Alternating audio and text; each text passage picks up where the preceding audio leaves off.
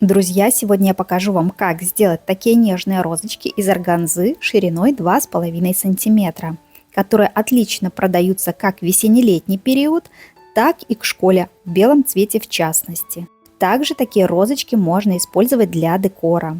Для изготовления одной розы понадобится 2 метра ленты.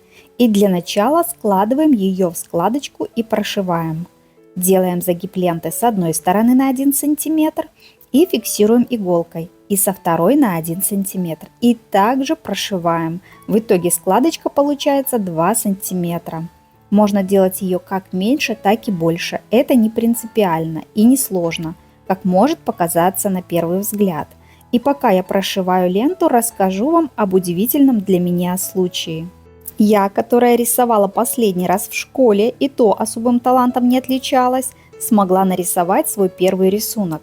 И сделала я это благодаря художественной школе Арт Матита. Зацепила она меня тем, что обучают рисовать красиво даже те, кто никогда не рисовал. Давайте вам покажу, как это происходит. Включаем урок и рисуем, повторяя за педагогом и художником с 8-летним стажем преподавания Егором Матита, тем самым перенимая его уникальные техники. Егор является сертифицированным арт-терапевтом, и рисуя вместе с ним, заодно проходишь и курс арт-терапии. Рисуя, снижается стресс и уходит напряжение, что в наше время очень актуально.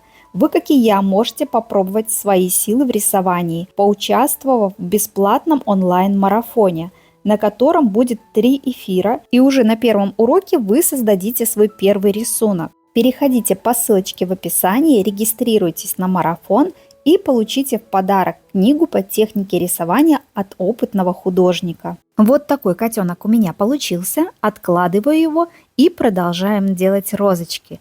И если они вам понравились, напишите об этом в комментариях. Мне важно знать ваше мнение.